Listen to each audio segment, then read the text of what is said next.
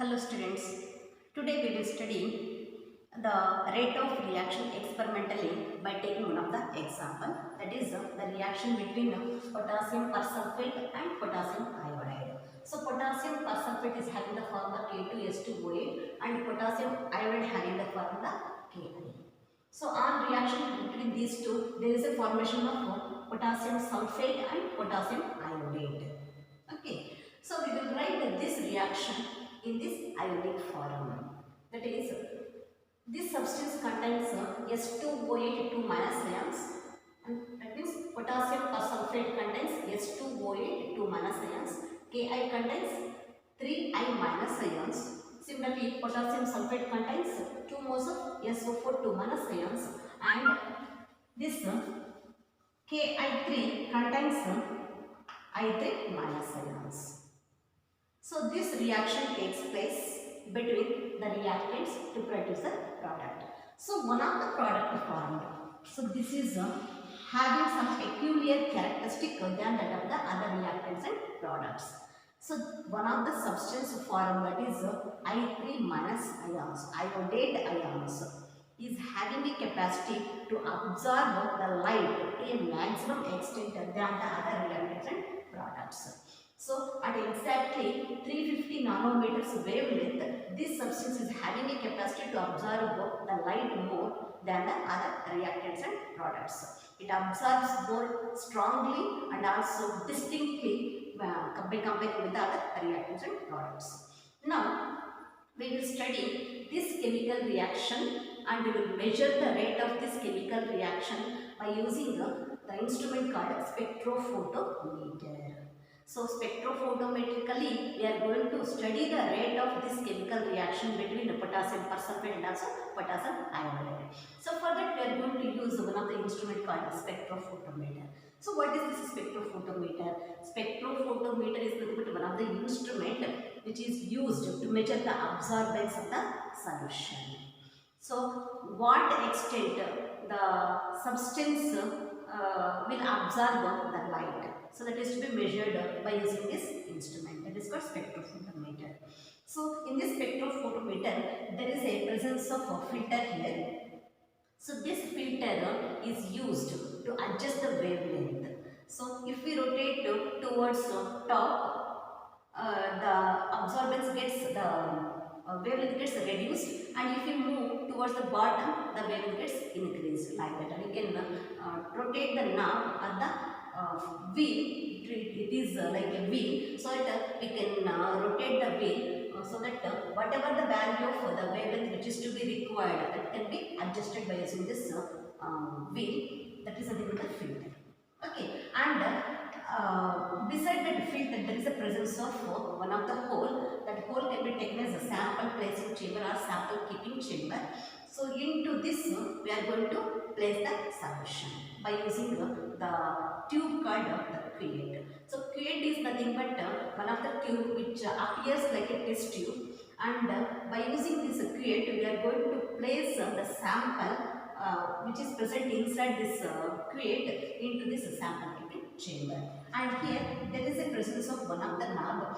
This knob is used to make the values increasing or decreasing or to adjust for the zero. And there is one of the board here. So in that board we can measure the absorbance. So this is nothing but the physical appearance of the spectrophotometer. This spectrophotometer is used to measure the absorbance of the solution.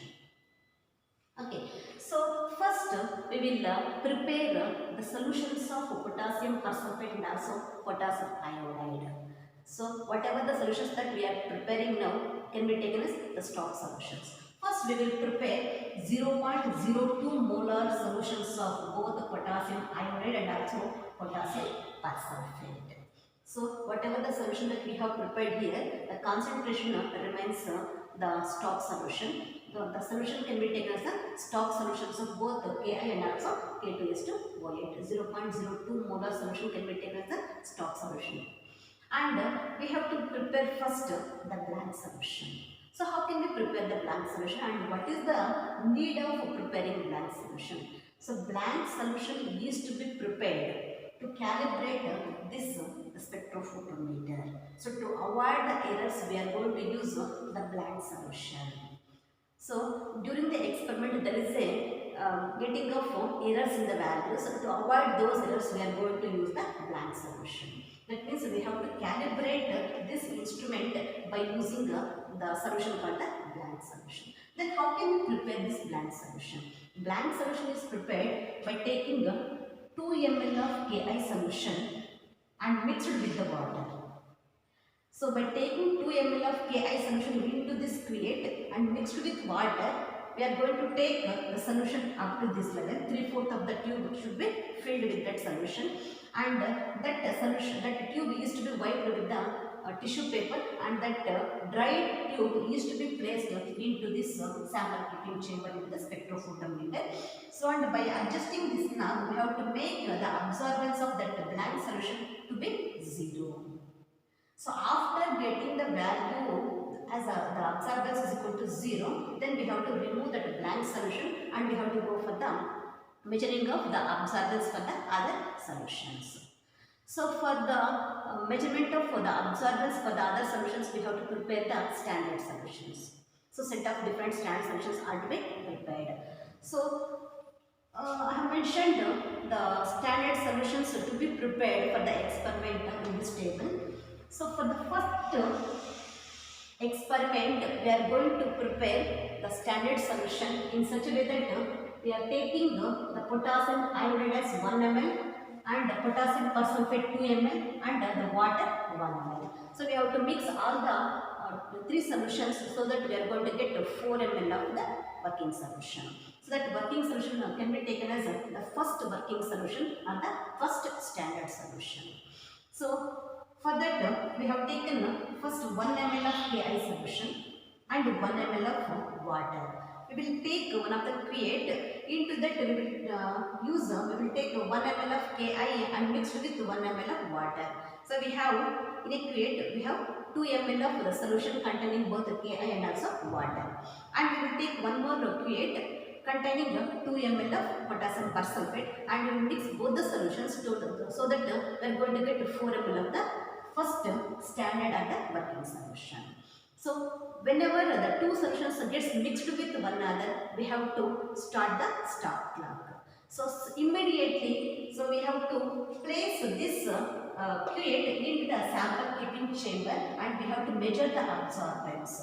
So as the amount of I3 form goes on increases as the time proceeds, the absorbance value also gets increased. So we have to measure the absorbance at an interval of 10 seconds for about 2 minutes. Okay, so we have to, by maintaining the 2 minutes in the interval of 10 seconds, 20 seconds, 0 time interval, 10 seconds, 20 seconds, 30, 40, 50 seconds, up to 2 minutes we have to measure the absorbance of this first standard solution or the working solution. So whatever the values of absorbance obtained at different intervals of time, we have to plot a graph. We will plot a graph of absorbance along y-axis and the time interval along x-axis. We are going to get a straight line graph. So the slope of this line, so the inclined angle is going to be theta. So the slope of this line gives tan theta. Tan theta gives the slope of the line. So that slope gives the value of the rate of the reaction for the first set of solutions. So for the first standard solution, we got the rate of reaction. Similarly, we have to follow the same procedure by taking the second set of solution and also third set of solution and also fourth set of solution. Okay. So whatever the values of rate of reaction obtained are related to the concentration of solutions. So whatever the solution that we are preparing as a standard solution, in that standard solution the concentration of Ki and also concentration of K2S2O8 gets varied. So depending upon the concentration of Ki and also K2S2O8, the rate of reaction also gets varied. Okay. So now to identify the order of the reaction, for that we have to calculate the value of concentration of Ki in the first working solution and K2S2O8. So this is for the first standard solution, concentration of Ki and also K2S2O8. And for the second standard solution, so for this one, we are going to use the concentration of Ki, concentration of K2S2O8 like this. So how can we calculate the value of concentration of Ki for the first set of solution? So here Ki is 1 ml, K2S2O8 is 2 ml and water is 1 ml. Totally 1 plus 2 plus 1 total of 4 ml is obtained. So that 4 ml is the total volume of the solution, and what is the concentration of this Ki is to be measured by using this equation. That is 1 is nothing but the volume of the Ki present in the first standard solution divided by 4 is nothing but the total volume of the solution into 0.02 is nothing but the concentration of the stock solution. So after calculation, it is going to be 0.005. It is nothing but the concentration of Ki present in the first standard solution. Similarly, we will calculate the value of concentration of K2S2O8 in this first standard solution. So for that, the volume of K2S2O8 taken is going to be 2 ml. So 2 ml divided by total 4 ml into 0.02. So after simplification, we are going to get 0.01 moles. Okay, so in this way we can also calculate the concentration of Ki and also K2S2O8 for the second set of solutions. So in this way we can find out the concentration, and this concentration of solutions are related to the rate of reaction. So how the rate of reaction and the concentration of reactants are related with one another. So we can calculate the value of concentrations of individual substances or the solutions in different standard solutions, and by knowing those values and also the rate of reaction obtained for the different standard solutions, we can calculate the value of order of reaction. So in terms of Ki, the order with respect to Ki is going to be X.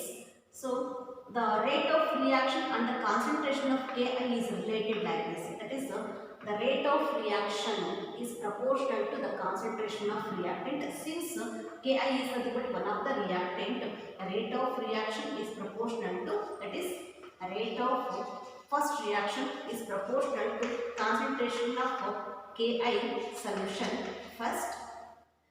Similarly, rate of the reaction second is proportional to concentration of Ki in the second standard solution. So since these two are proportional to one another, we will take the ratio of these two so that we can apply equals, and we can take rate 1 divided by rate 2 is equal to Ki1 divided by Ki2 whole power. The order with respect to the reactant Ki is going to be X.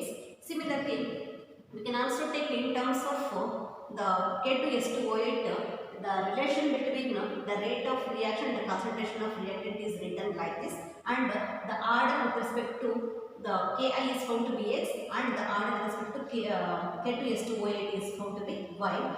So whatever the after simplification, we know the value of concentration of solutions, and also by using the graph we know the value for rate of reactions both 1 and 2, and after simplification we are going to get the value of X and Y. So whatever the values X and Y obtained, we have to take the sum of those two so that we are going to get the total order of reaction. So in this way we can study the rate of this chemical reaction, that is between potassium persulfate and also potassium iodide spectrophotometrically.